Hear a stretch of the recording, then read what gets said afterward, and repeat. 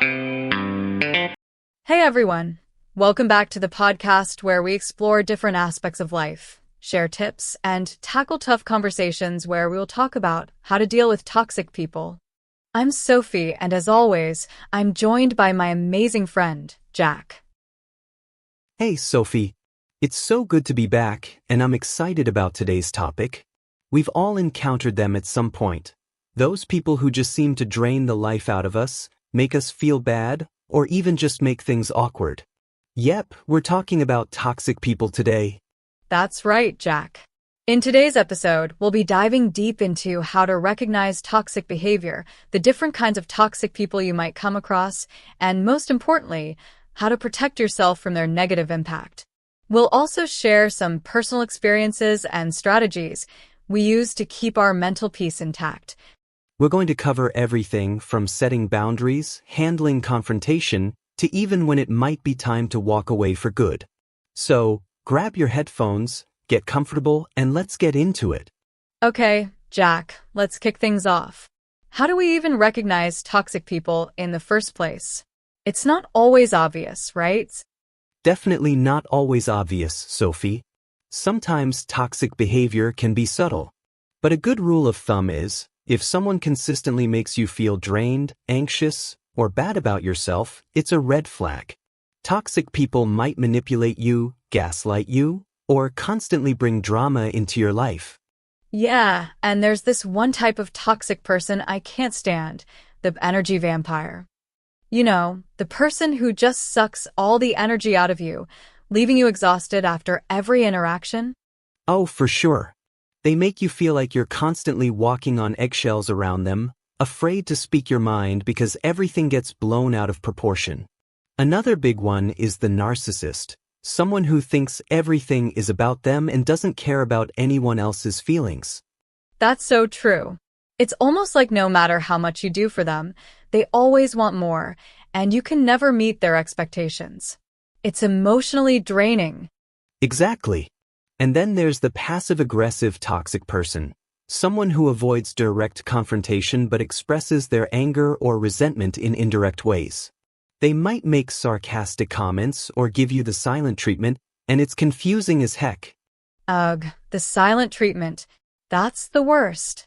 But I think, in the end, recognizing these behaviors is the first step. Once you see these patterns, it's easier to decide what action to take. Now, let's talk about the different kinds of toxic people you might come across. Not all toxic people are the same. Sophie, and depending on the situation, your approach might change. Right. There are toxic friends, family members, colleagues, even strangers you might encounter. Each of these people can be toxic in different ways. Let's start with toxic friends. These are the people who pretend to be your friend, but they secretly compete with you, gossip behind your back, or just aren't there for you when you need them most. Ugh, and don't forget the ones who only come around when they need something from you. You know, the fair weather friends. It's frustrating because you start questioning, do they even care about me? Or am I just a resource to them? Exactly. And then there's the toxic family member, the one who always brings drama into family gatherings, judges you for your life choices, or just makes you feel guilty for not living up to their expectations. Family dynamics can be tough. But it's important to remember that you don't have to accept toxic behavior from family just because they're family. Setting boundaries is key, even with loved ones. Totally. Now, what about toxic coworkers? You know, the ones who talk behind your back, spread rumors, or take credit for your work. Oh, the classic office drama. That can be brutal, especially if you spend a lot of time with these people. It's important to keep things professional, but also set clear boundaries to protect your peace. Okay, so now that we've identified the types of toxic people we might deal with, let's talk about strategies. How do we actually handle these people without letting them ruin our mental peace? First things first, boundaries, boundaries, boundaries. I can't stress this enough. Boundaries are your best friend when dealing with toxic people. If someone's behavior is affecting your emotional health, it's time to set clear limits. That's such a good point.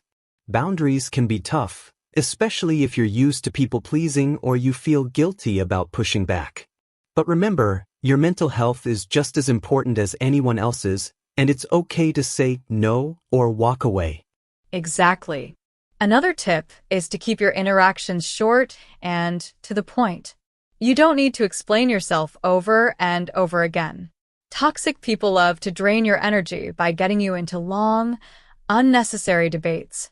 Right? Sometimes, it's best to just disengage.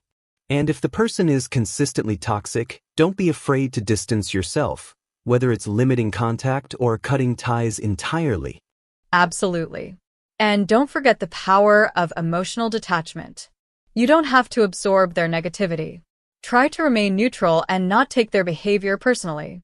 This is especially useful when you can't fully escape the situation, like with toxic coworkers or family members.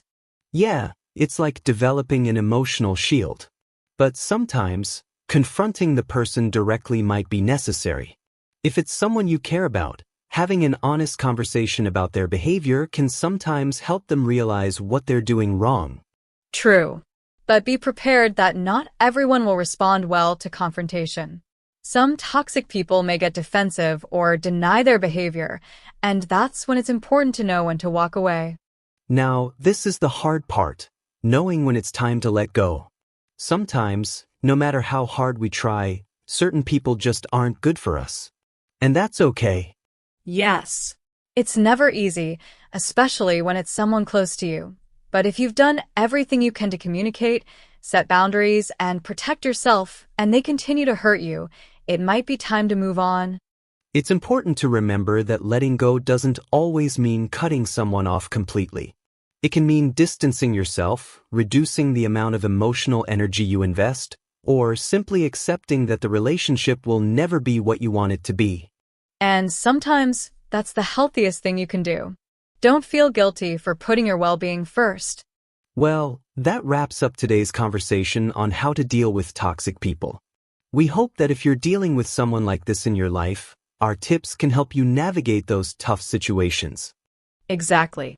Remember, it's okay to prioritize your mental health, set boundaries, and let go of relationships that don't serve you. Life's too short to be weighed down by negativity. Thanks for tuning in, and if you enjoyed this episode, make sure to subscribe and leave a review. And as always, if you have any thoughts or questions, feel free to reach out to us on social media. Take care, everyone, and remember to keep your peace intact. Until next time.